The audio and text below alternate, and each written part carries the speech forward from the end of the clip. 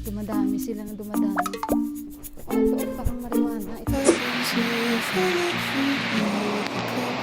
Nakita sila ng may-ari, hinabol kaya sila. Since hindi ako nakapaglabaw, hindi ako nakapagsampay, gawang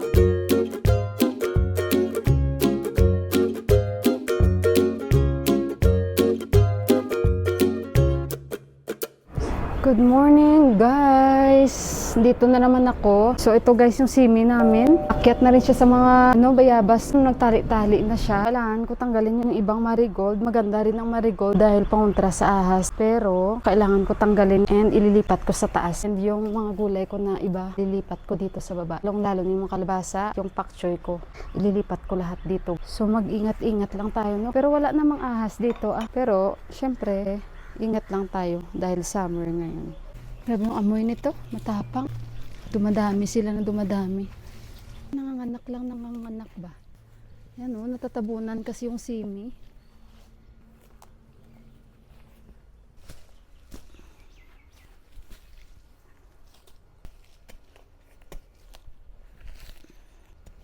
Maganda to magtanim dito eh. Tataba talaga itong mga halaman.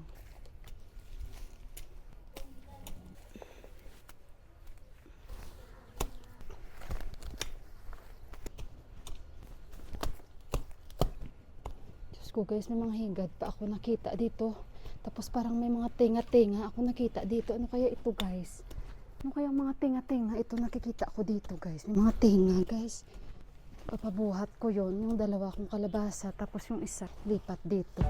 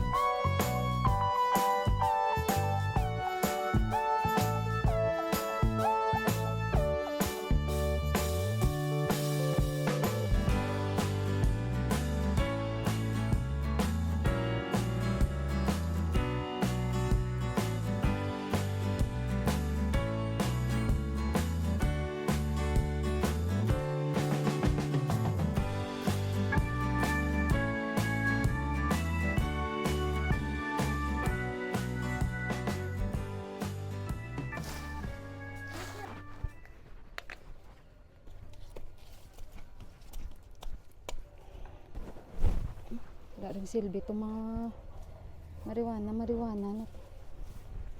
Oh, ito oh, parang marijuana. Ito oh, tanggalin ko kasi natubo lang kahit saan yan.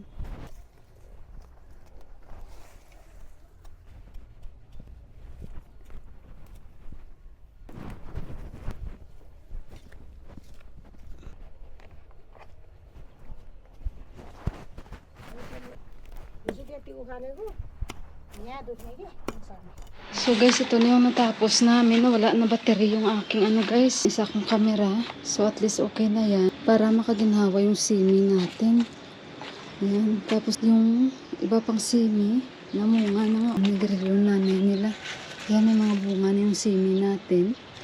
Oh, diba? Taba ng ng simi na itinanim dito ni Buwa. At yung mga kursanin natin dun. Nananigrelos yan, diba ka siyang mahiya ba. So nilinis ko ito. Ayan, para yung daloy ng tubig nila. And ito kasi septic tank dito guys, no? Magtatanim din ako dito. Lilipat ko yung pak choy, lilipat ko yung kalabasa dito. Baka dito, ang lalaki na nga ng mga simi ng kapitbahay, oh. Pero kasi yung mga marigold, natubo lang naman yan guys. Tapos ito, mamaya ko ito, tanggalin yung mga damo, konti lang naman. Tapos ito ang ginawa naming fertilizer ni Buwa, yung mga kinompose namin. Ito ay i-spread ko ito mamaya dito, tapos ipag-mix-mix ko. Tapos dito natin ililipat ng ibang mga gulay na tinanim ko doon sa itaas at dito i-spread natin dahil lumalaki na nga sila. So, salamat sa mga comments ninyo. So, hindi ko tatanggalin yun kasi maganda daw sa allergy yun, anti-allergy yun, sabi ni auntie. Ano bang tanim ito? Nakalimutan ko, parang luya. Ayan, may mga ano kasi dito, sini. Yan, at itong kamatis, nilagyan ko na siya ng stand guys. Tinulungan din ako ni auntie kahit may ano yung kanyang kamay. May tali pa siya. Ayan, sili. Yan, may ano na, may chili na tayo. Ang taba ng mga simi natin dyan. Pwede na. Yung kursanin natin o yung chili. Sabi ni auntie, niluluto daw ito. Hindi ko alam paano nila niluluto. Yan, dinadry nila ang pagkakaalam ko. Or ano, hindi ko lang alam guys. Basta, marami yan dito. Sabi, marijuana daw. Sabi, ano daw ito, hemp. Family din sila. Pero kahit saan kasi natubo. Kaya ayan, basta para malinis lang siya. And, ayun, pero noon talaga may mga ahas talaga dito guys. Kaya takot ako dito maglapit-lapit. Pero ayan, yung mga ano kasi marigold na tubo lang naman yun kahit saan. Basta at least may ano na tayo, may lugar na tayo para kung saan ano natin, mailagay natin yung kalabasa. Ilipat ko kasi yung mga kalabasa ko guys no dyan. At kaso lang naisip ko baka maghalo-halo sila ng simi, pareho silang gumagapang. Baka dito ko ilagay yung kalabasa. Tignan natin. Kalabasa at yung mga pak choy ko doon ko ilalagay. Yan, mga pak choy, ililipat ko. Ito yung parang bowl ni Buwa. Na pag may ililipat siyang mga tanim, dito niya nilalagay kasama yung lupa. So, ito gagamitin natin. Dalhin ko ito. Tsaka tingnan niyo yung mga gumamila namin. Ang daming bunga niya. Ang daming-dami niya na mulaklak siya guys. Yung kamilya, tuwing winter yan. Tuwing winter yan. Diyan siya namumulaklak pag mga ganito summer. Yan, ang dami oh. Kaya simula nung nakita ko yung kapitbahay namin, basta siya pasok dito at namimitas. Tinignan ko lang talaga siya guys, hindi na siya umulit. Mga abusado talaga. Diba ang ganda guys, ang dami nilang bulaklak. Pag namulaklak ito, marami talaga to. Tsaka yung, ito ba guys, parang baliw dito sila sa mga tanim na ito. Kasi inaalay nila to sa kanilang altar. Yan, hindi ko yan kinuha. Nung last tayo nag-ano dito, no? Ngayon, oh, dumami na naman sila. Nakakita ako ng peach namin. May bunga, eh. Saan ba yung peach namin? May bunga. Ito, isang piraso. Kita ko nung isang araw, isang piraso. Naawa ako dito pag maghangin. Yan. Ay, ito siya guys. Yung bunga niya, isang piraso. Oh, ayan, oh. Yan, may bunga siya. Ito, may pine tree kami dito. Hindi ko talaga type ng pine tree kasi grabe magpa-allergy. So, dito pwede tayo magtanim ng marigold. Kasi tabi-tabi niyan sila nito. Oh. Magandang bulaklak nito. Hindi ko lang alam anong pangalan nito. Ito gusto ko kaya ito. Pero hindi ko alam kung anong klaseng tanim. May poinsettia kami dito. Oh. Poinsettia bang tawag dyan. So, ayan. So, ayun guys. At pawis na pawis ako. Makyat na tayo sa taas. Mamaya na natin tapos. Nga muna tayo. At nawalan talaga ako ng battery guys. Maya-maya baka nandyan yung basurahan. At balikan natin. Kaya nihanda ko na yung basura. Dahil every Sunday is yung basura. So, ito yung ginagamit ni Buwa. Pag may mga ililipat siyang tanim. So, yung gagamitin natin yan para sa ating sag. Para hindi tayo hirap magbuhat. Dito na naman ako guys. Maglalaba ako. So, ito yung aking Sunday. Walang pahinga ang Sunday natin. Simula umaga. And marami kang inisip na gagawin. So, after nito, kusina. Umaga pa lang. Medyo mainit na and marami tayong nagawa na. So, yung lilipatan ko kasi ng mga sag at ng kalabasa, kailangan kong ihanda. Kasi mamayang hapon ko yun ililipat, guys. Usually, hindi ako nagtatanim mga ganitong oras o naglilipat-lipat ng mga laman. Mas maganda talaga pag hapon. So, So guys, hindi pa ako nakasampay. Nakasabi ko lang sa inyo. Ayan, umulan na siya. Grabe yung ang itim ng ulap ko. Ayan.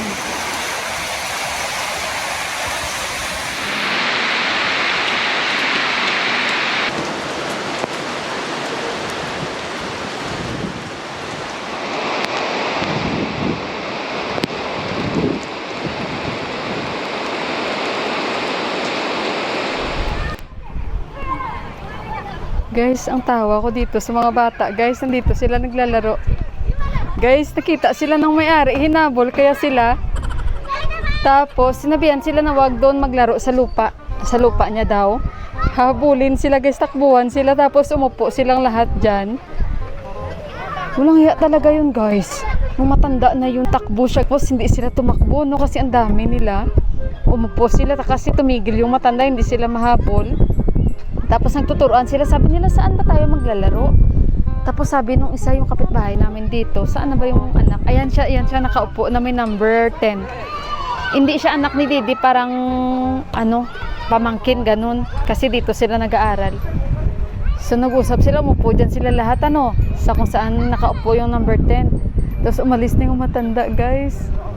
Naglaro ulit sila. Bakit ba no? Bakit mo ba pipigilan yung mga bata? Naglalaro lang naman sila. Wala namang problema.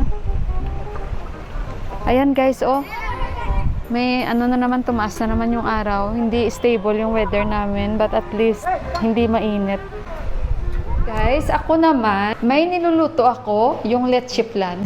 Since hindi ako nakapaglaba, hindi ako nakapagsampay, gawa nga na bumuhos, bigla yung ulan. So sabi ko, may condensed milk ako dito, na isa. So, at saka may itlog naman. So, why not magluto ako ng leche flan. Sana ma-perfect ko na this time. And although na-perfect natin yon nung New Year, so this time i-try natin. Kasi nga, sabi ko, favorite din ni Johan talagang leche flan. Ako din, pero konti lang kinakain ko. Kasi alam niyo naman, nag-iedad na tayo, and may high blood tayo. So, kailangan mag-ingat-ingat. Mas okay na yung nag-iingat tayo kasi syempre, hindi na tayo bata. Kasi favorite ni Johan. So, yun na lang ang gagawin ko. And may ginawa akong tinapay kahapon. Yung cheese with sausage. Hindi ko yung pinakita paano ko ginawa dahil nakikita nyo na yan. Bigaon. So ito siya, nilalagay ko lang siya sa fridge kasi nga summer guys, mainit. So ito yung ginawa ko. Ayan, na tayo bumibili lagi ng tinapay, pero pag talagang tinamad ako, makakabili talaga kami ng tinapay. So ayan na yung leche flan natin guys. So ingat talaga ako this time. And naglagay na ako ng timer. And yung caramel ko, hindi ko na siya nilagyan ng tubig. So ayan guys, balikan ko kayo guys, balikan guys. So, titingnan natin yung leche flan ko, guys. Teka lang, lagyan natin ng ganito para hindi diretso sa Although, meron kaming steel, pero ginamit ko kasi. Ayan, ilapit ko muna kayo para makita nyo na naman ang ating leche flan. Teka lang, guys. This time, so mainit, dapat palamigin natin, 'di ba?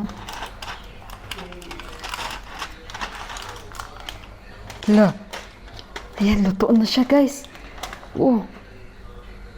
Teka lang, kuha tayo ng toothpick. Ayan, sandali muna. Sana yung toothpick ko dito? Namasyal yung toothpick ko. Sandali muna. Palamigyan natin syempre para this time hindi tayo mapalpak. Tingnan muna natin kung matigas. Ay, matigas na nga siya guys.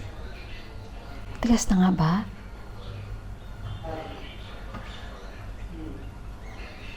Yan, wala nang may nakadikit. Yan. Be? Ay, parang siya guys, ganito ba talaga? Natatakot ako kasi parang medyo talaga siya, nagsishake talaga siya. Lutuin ko siguro muna ulit guys. Ay, ayoko muna magkumpiyansa. Lutuin pa natin kasi parang siya, parang nagsishake talaga siya ba? Teka lang guys. So, ayun, abangan nyo na lang sa next natin na video kasi baka malit na itong vlog ko. O man, antayin nyo na lang. Sandali, sindihan ko muna ulit. Dahil hindi man kami nagmamadali, nakakain ito. Yan. And hindi naman natin pwede agad kainin to kasi kailangan nating palamigin kasi baka mapalpak. 'Di ba? So, si Johan kumain naman siya ng tinapay. And sabi niya, Mama, I can wait. Kasi sabi ko, huwag tayo magmadali. Yan. So, ayun guys, abangan nyo na lang sa next natin na video. Ipapakita ko rin naman sa inyo. Para hindi ito malate ang video natin. Kasi alam ko, yung iba sa inyo kailangan na rin magpahinga ng maaga. And malilate na ito sa mga taga-Pilipinas dyan. Pasensyahan nyo kasi medyo nalilate ako. Kasi nga, 'di ba? So, ayun guys, abangan nyo yung vlog natin bukas. Ayan. So, ibalik ko muna ulit ito. Okay. Ang init. Sandali muna guys. Ibalik natin to guys. Lutuin natin to. Ulit. Ay, bigaon. So, ayun guys. Lutuin muna natin ulit ito para masigurado. Kaya abangan nyo na lang sa next na vlogs. Yung Leche Flan Inday Mila kung magiging success ba. So, see you na lang guys. Magluluto pa ako ng aking paborito. So, God bless us all and I love you. Bye guys. Ingat kayong lahat and happy Sunday. Bye.